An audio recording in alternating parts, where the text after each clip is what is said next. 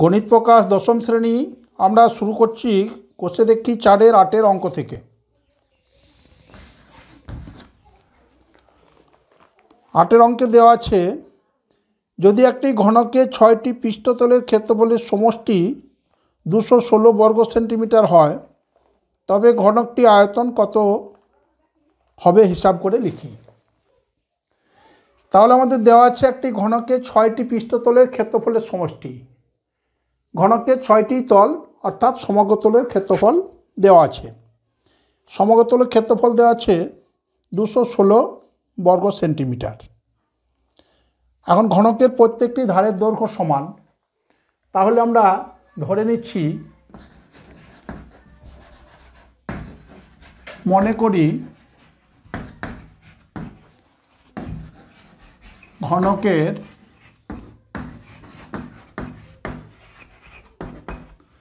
ধারের দৈর্ঘ্য বলতে প্রত্যেকটি ধারের দৈর্ঘ্য সমান, সেই জন্য লিখলাম ধারের দৈর্ঘ্য সমান 1 সেন্টিমিটার। তাহলে ঘনকের প্রত্যেকটি তলই হলো বর্গাকার, অর্থাৎ 6টি তলের ক্ষেত্রফল হবে। তাহলে সমগ্র তল অর্থাৎ 6টি তলের ক্ষেত্রফল, সমগ্র তলের ক্ষেত্রফল সমান 6 ইন্টু প্রত্যেকটি তলের ক্ষেত্রফল যেহেতু বর্গাকার, তাহলে বাহুর দৈর্ঘ্য 1 সেন্টিমিটার ধরা আছে, অর্থাৎ x² বর্গ সেন্টিমিটার। আমাদের এখানে দেওয়া আছে, দেখো ঘনকের 6টি পৃষ্ঠতলের ক্ষেত্রফলের সমষ্টি 216 বর্গ সেন্টিমিটার। অতএব আমরা শর্ত অনুসারে লিখতে পারবো, অতএব শর্ত অনুসারে 6x² দেওয়া আছে আমাদের 216 বর্গ সেন্টিমিটার সমান 216। এখন আমরা হিসাব করে এক্সের মান অর্থাৎ ধারের দৈর্ঘ্য বের করতে পারবো। তাহলে x² সমান 216/6, 3 6 18, 6 6 36 সমান 36।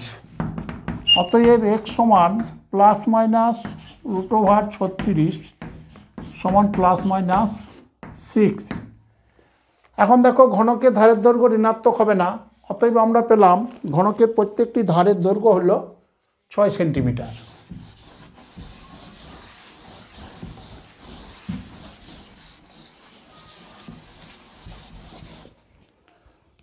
তাহলে আমরা পেলাম ঘনকের ধারের দৈর্ঘ্য সমান 6 সেন্টিমিটার। অতএব ঘনকের ধারের দৈর্ঘ্য x সমান 6 সেন্টিমিটার। এখন আমাদের বের করতে হবে ঘনকটি আয়তন কত হবে হিসাব করে লিখি। তাহলে ঘনকের আয়তন আমরা জানি, ঘনকের আয়তন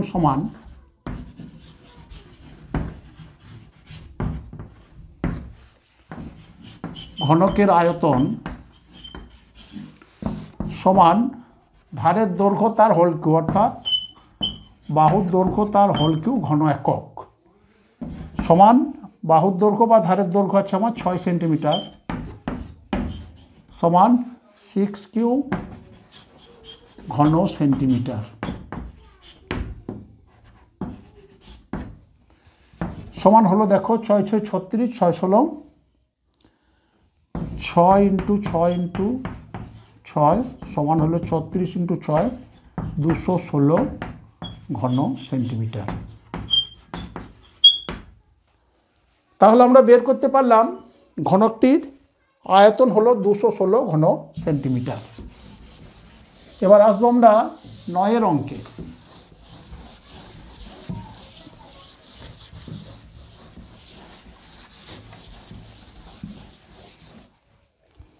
9-এর অঙ্কে দেওয়া আছে, একটি সমকোণী চৌপলের আয়তন 432 ঘন সেন্টিমিটার। তাকে সমান আয়তন বিশিষ্ট দুটি ঘনকে পরিণত করা হলে প্রতিটি ঘনকের প্রত্যেক ধারের দৈর্ঘ্য কত হবে হিসাব করে লিখি। তাহলে একটি সমকোণী চৌপল দেওয়া আছে যার আয়তন হলো 432 ঘন সেন্টিমিটার। লিখব আমরা সমকোণী চৌপলের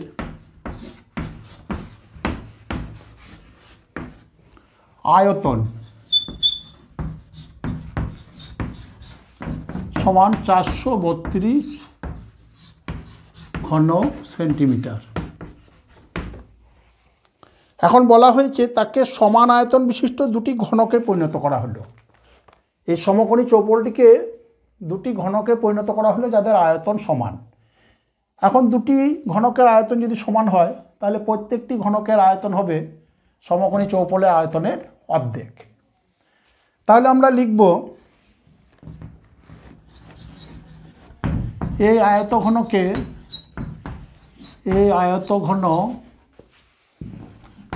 ঘনকে দুটি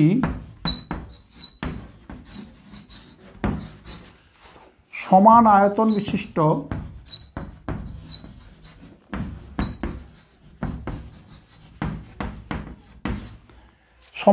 বিশিষ্ট ঘনকে পরিণত করলে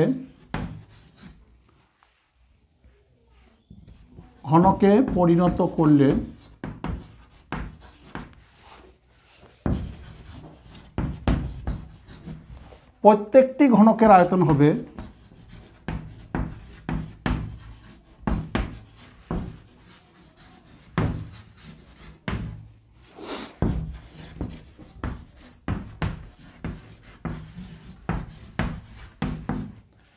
যেহেতু বড় সমকোণী চৌপলটি আয়তন আছে 432 ঘন সেন্টিমিটার, একে সমান আয়তনের দুটি ঘনকে পরিণত করা হয়েছে, তাহলে প্রত্যেকটির আয়তন হবে আমার সমকোণী চৌপলের আয়তনের অর্ধেক, অর্থাৎ 432/2 ঘন সেন্টিমিটার সমান 216 ঘন সেন্টিমিটার।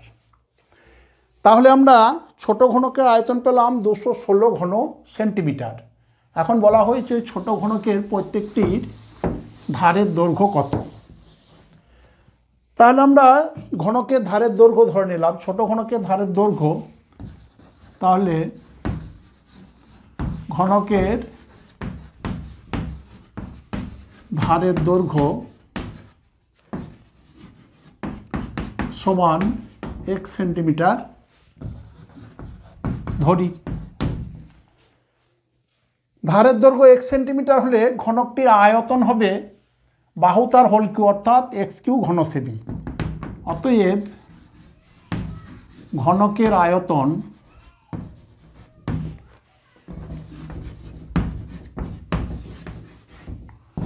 সমান বাহু তার হোল কিউ, এখানে আমরা ধারের দৈর্ঘ্য x ধরেছি, তাহলে x3 ঘন সেন্টিমিটার।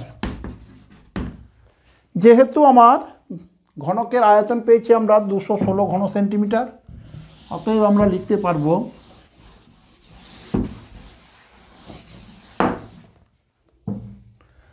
অতএব শর্তানুসারে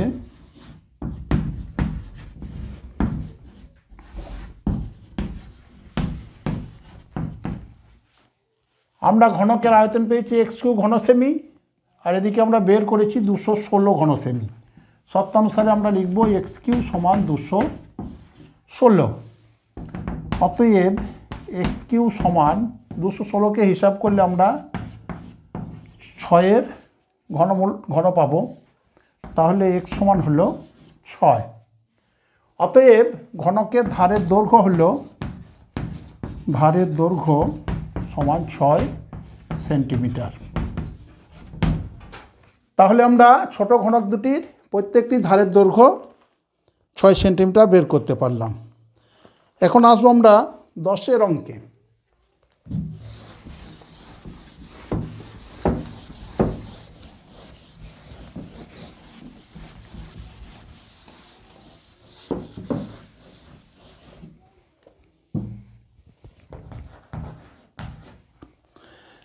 দশের অঙ্কে দেওয়া আছে একটি ঘনকের প্রত্যেকটি বাহুকে 50% কমানো হলো। মূল ঘনক ও পরিবর্তিত ঘনকের ঘনফলের অনুপাত কী হবে হিসাব করে লিখি। তাহলে একটি ঘনক তার প্রত্যেকটি বাহুকে 50% কমানো হলো, তাহলে মূল ঘনক আর পরিবর্তিত ঘনকের ঘনফলের অনুপাত হিসাব করতে হবে। মূল ঘনক বলতে প্রথমে যে ঘনকটি ছিল সেটি, তাহলে আমরা ধরি মূল ঘনক বলতে প্রথমে যে ঘনকটির কথা বলা হয়েছে মূল ঘনকের প্রত্যেকটি বাহু অর্থাৎ ধারের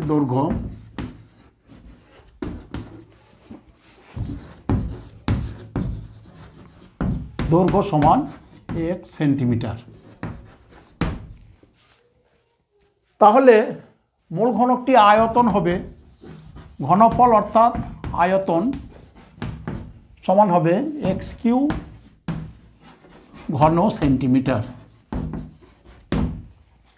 দ্বিতীয় ক্ষেত্রে বলা হয়েছে প্রত্যেকটি বাহুকে 50% কমানো হলো, প্রত্যেকটি বাহু বলতে ধারের দৈর্ঘ্য 50% কমানো হলো। তাহলে দ্বিতীয়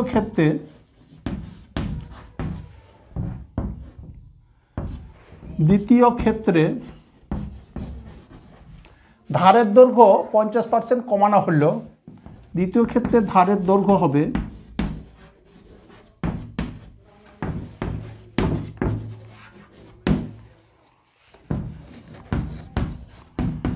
দেখো ধারের দৈর্ঘ্য ছিল আমার 1 সেন্টিমিটার, কমানো হলো 50% অর্থাৎ x × 50/100 সেন্টিমিটার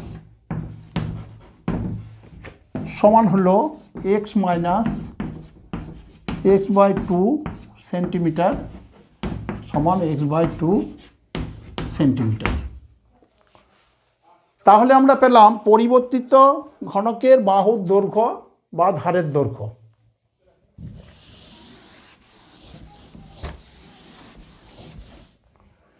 x/2 সেন্টিমিটার। তাহলে আমরা লিখব অতএব পরিবর্তিত নতুন ঘনকের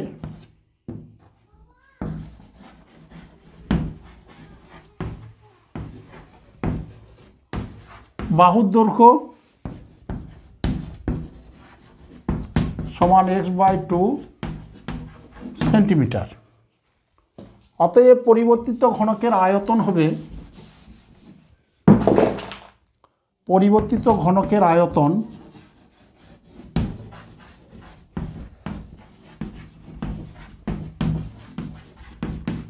বাহু তার হোল কিউ অর্থাৎ x/2 তার হোল কিউ ঘন সেন্টিমিটার।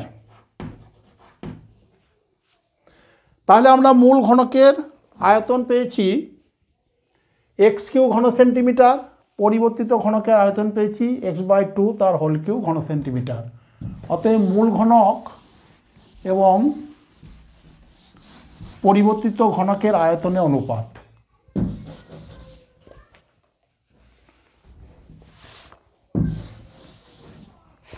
অতএব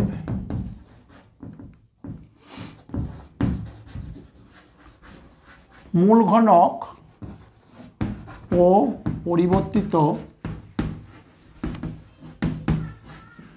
ঘনকের আয়তনের অনুপাত,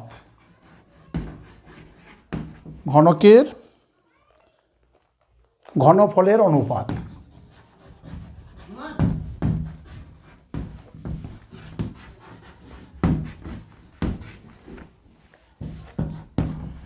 মূল ঘনকের আয়তন ছিল আমাদের x³, পরিবর্তিত ঘনকের আয়তন পেয়েছি x³/8।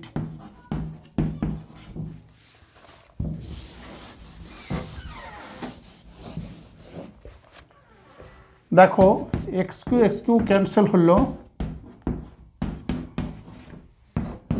উভয় পক্ষকে 8 দিয়ে গুণ করে পায়।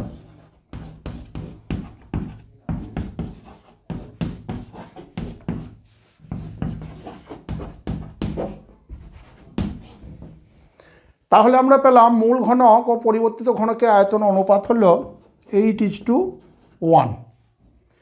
এবার আসবো আমরা 11 অঙ্কে।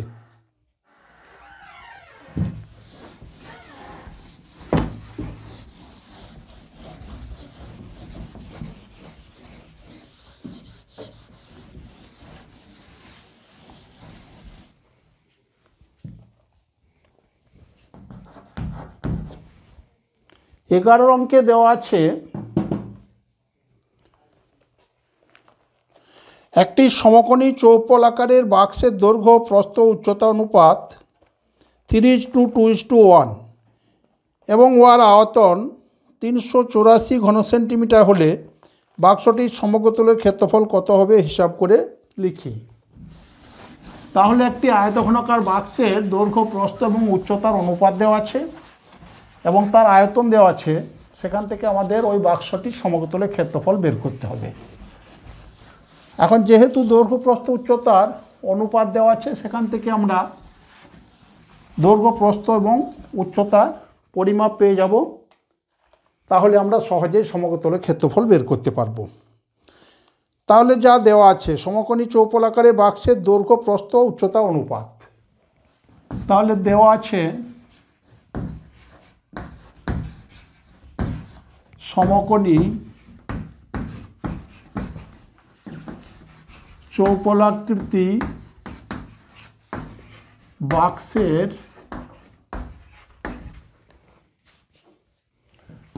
দৈর্ঘ্য ইচটু প্রস্থ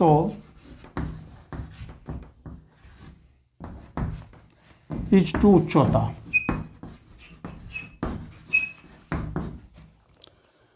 সমান 3:2:1, 3:2:1।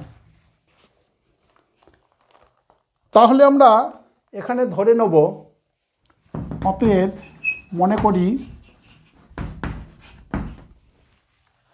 বাক্সটির দৈর্ঘ্য সমান, দেখো 3 আছে, আমরা ধরলাম 3x সেন্টিমিটার। প্রস্থ সমান 2x সেন্টিমিটার। উচ্চতা সমান x সেন্টিমিটার। তাহলে আমরা বাক্সের দৈর্ঘ্য, প্রস্থ এবং উচ্চতা পেলাম। আয়তন দেওয়া আছে 384 ঘন সেন্টিমিটার। আয়তন সমান 384 ঘন সেন্টিমিটার। সমকোণী চৌপলের আয়তন আমরা জানি দৈর্ঘ্য ইন্টু প্রস্থ ইন্টু উচ্চতা। যেহেতু এখানে আমার দৈর্ঘ্য, প্রস্থ, উচ্চতা পেয়ে গেছি আমরা 3x, 2x এবং x সেন্টিমিটার, এবং আয়তনও পেয়েছি 384 ঘন সেন্টিমিটার। অতএব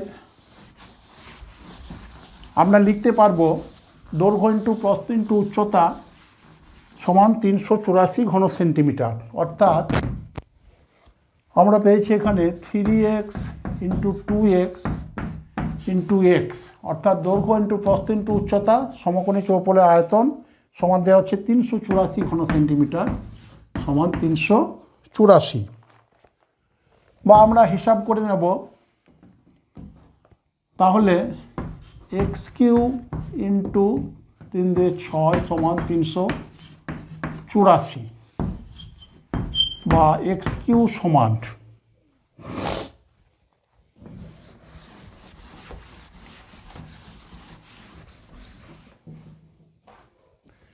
384/6।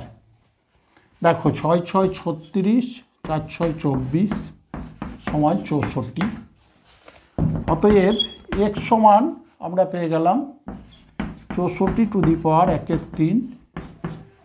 64 দেখো 4⁻3 সমান 4। অতএব x সমান পেলাম 4। তাহলে সমকোণী চৌপলটির দৈর্ঘ্য হবে, দৈর্ঘ্য সমান 3x অর্থাৎ 3 × 4 সেন্টিমিটার।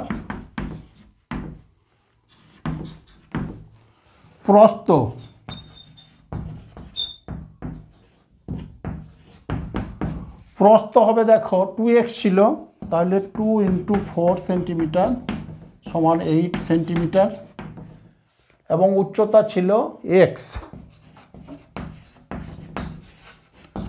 x বলতে 4 × 1 সেন্টিমিটার সমান 4 সেন্টিমিটার। তাহলে দৈর্ঘ্য, প্রস্থ, উচ্চতা আমরা পেয়ে গেলাম। এখন আমাদের বের করতে হবে সমগ্রতলের ক্ষেত্রফল। সমকোণী চৌপলের সমগ্রতলের ক্ষেত্রফল, 6টি তলের ক্ষেত্রফল আমরা বের করেছিলাম। দেখো, তাহলে সমগ্র তলের ক্ষেত্রফল, সমগ্র তলে বলতে সমকোণী চৌপলাকৃতি বাক্সের সমগ্র তলের ক্ষেত্রফল।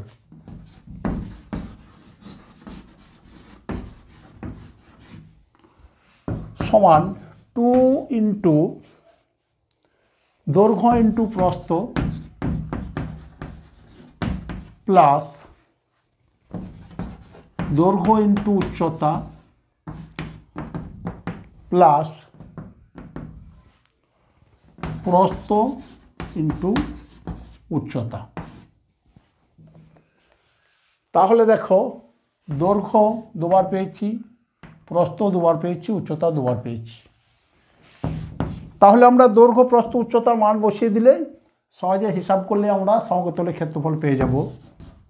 তাহলে দৈর্ঘ্যের পরিবর্তে আছে 12, প্রস্থ আছে 8, দৈর্ঘ্য আছে 12, উচ্চতা আছে 4, প্রস্থ আছে 8, উচ্চতা আছে 4 এত বর্গ সেন্টিমিটার।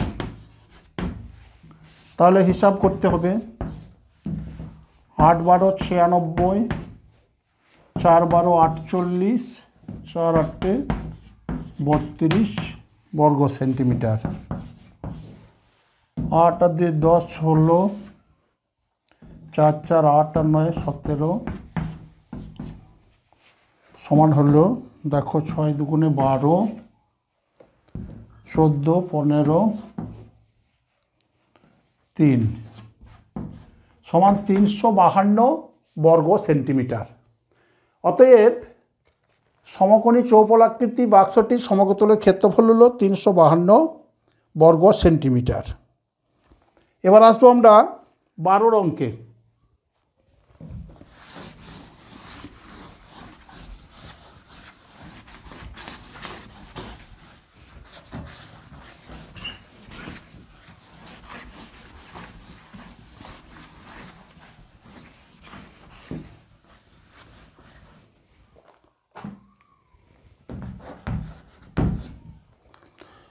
বারো অঙ্কে দেওয়া আছে একটি চা বাক্সের ভিতরের দিকে দৈর্ঘ্য প্রস্থ ও উচ্চতা যথাক্রমে 7.5 ডেসিমিটার, 6 ডেসিমিটার এবং 5.4 ডেসিমিটার।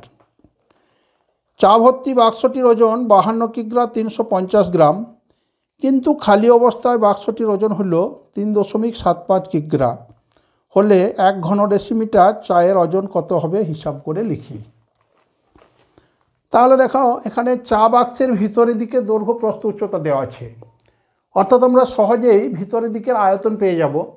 যেহেতু চা বাক্সে যতটা চা রাখা হবে তার ভিতরের দিকে আয়তনের সমান চা থাকবে। তাহলে প্রথমেই আমরা চা বাক্সের ভিতরের দিকের আয়তন বের করব। তাহলে চা বাক্সটি এখানে দৈর্ঘ্য প্রস্থ উচ্চতা আছে, আমরা সমকোণী চৌপলাকৃতি ধরে নেব। তাহলে চা বাক্সের ভিতরের দিকের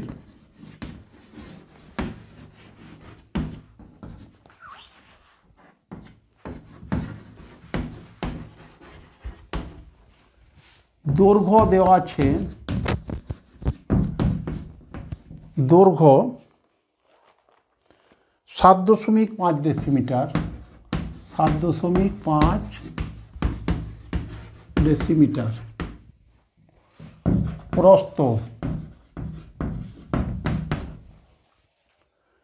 প্রস্থ দেওয়া আছে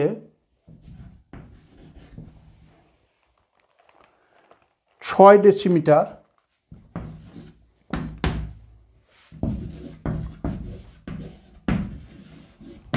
উচ্চতা দেওয়া আছে 5.4 ডেসিমিটার।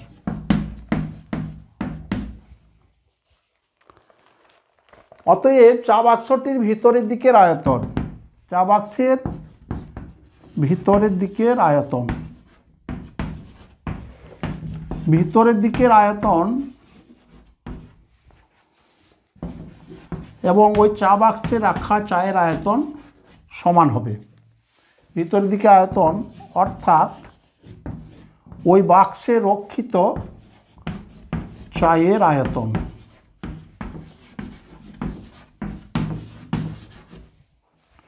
সমান দৈর্ঘ্য ইন্টু প্রস্থ ইন্টু উচ্চতা, অর্থাৎ 7.5 ইন্টু 6 ইন্টু 5.4 ঘন ডেসিমিটার।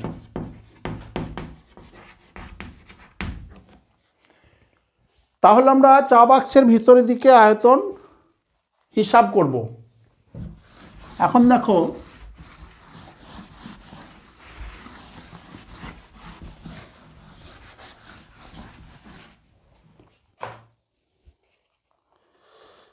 চা ভর্তি বাক্সটির ওজন 52 কিগ্রা 350 গ্রাম। খালি অবস্থায় ওজন দেওয়া আছে 3.75 কিলোগ্রাম। তাহলে দেখো আমরা এখান থেকে চায়ের ওজন পেয়ে যাব। তাহলে লিখব আমরা চায়ের ওজন। প্রথমে আমরা লিখে নেব চা ভর্তি বাক্সের ওজন। চা ভর্তি বাক্সের ওজন।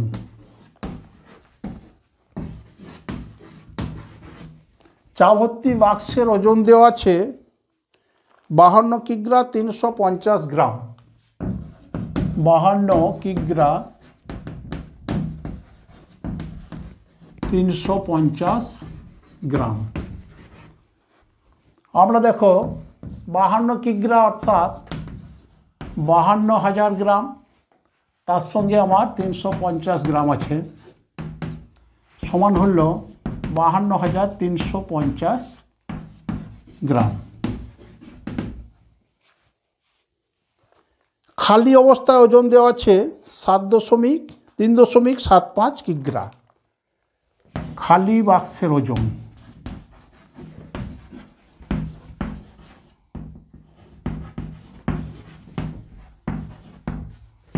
খালি বাক্সের ওজন 3.75 কিগ্রা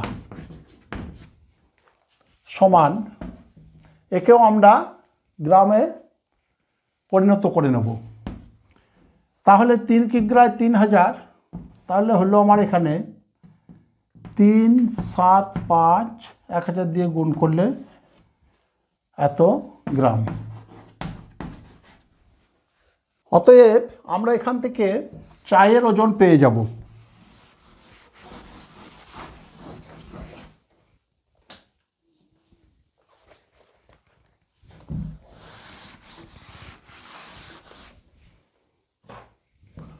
অতএব শুধু চায়ের ওজন।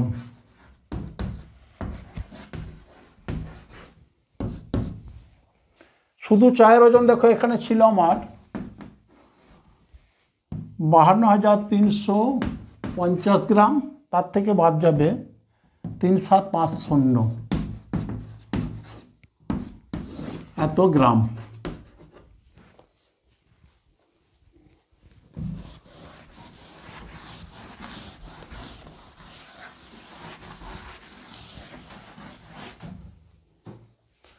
সমান হলো দেখো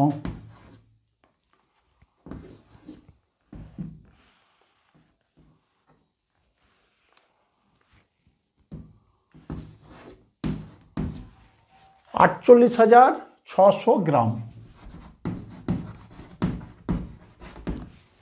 তাহলে চায়ের ওজন পেলাম আমরা 48,600 গ্রাম, আর চায়ের আয়তন পেয়েছি আমরা, হিসাব করিনি, সেই হিসাব থেকে আমরা বের করে দেবো। এখন আমাদের বের করতে হবে দেখো 1 ঘন ডেসিমিটার চায়ের ওজন কত। তাহলে আমরা লিখতে পারবো দেখো 7.5 ইন্টু 6 ইন্টু 5.4 ঘন ডেসিমিটার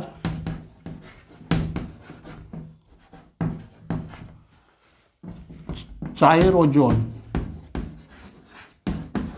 চায়ের ওজন সমান 48,600 গ্রাম। আমাদের বের করতে হবে 1 ঘন ডেসিমিটার চায়ের ওজন। অতএব 1 ঘন ডেসিমিটার চায়ের ওজন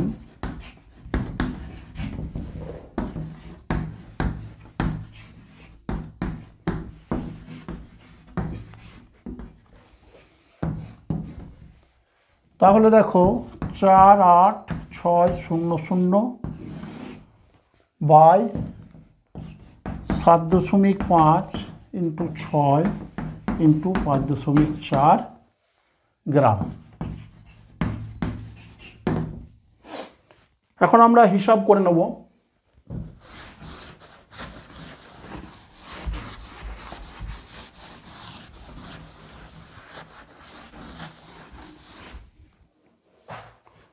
সমান দেখো 48,600 বাই, আমরা দশমিক তুলে নেব, তাহলে পুরো সংখ্যা লিখলাম 75 হলো 6,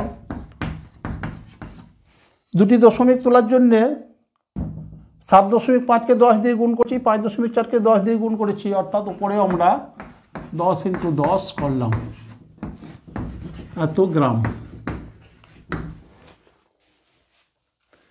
দেখো 6 8 48, 6 কে 6, 0 0 পেলাম। এখানে দেখো 6 9 54, 9 9 81, অর্থাৎ 900 হলো। 3 দিয়ে কাটি, 3 2 6, এটা হলো 300। দেখো 4 75 300, 2 দুগুণে 4, তাহলে 2 আছে, 10 ইন্টু 10 অর্থাৎ 200 গ্রাম। তাহলে আমরা 1 ঘন ডেসিমিটার চায়ের ওজন পেলাম 200 গ্রাম।